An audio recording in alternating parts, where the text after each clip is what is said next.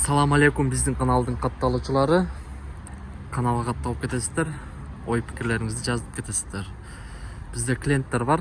Жер участок алып, үй салсак болобу деп анча-мынча нелерибиз кайрылат. Ошого бүгүн ошол үчүн неме алып келдик, видео съемка кылып. Жер участок болсо үй салсаңыздар болот. Ипотека кылып эле, семейный ипотекадан 6%, 12 миллионго чейиндик үйлөрдү салсаңыздар болот.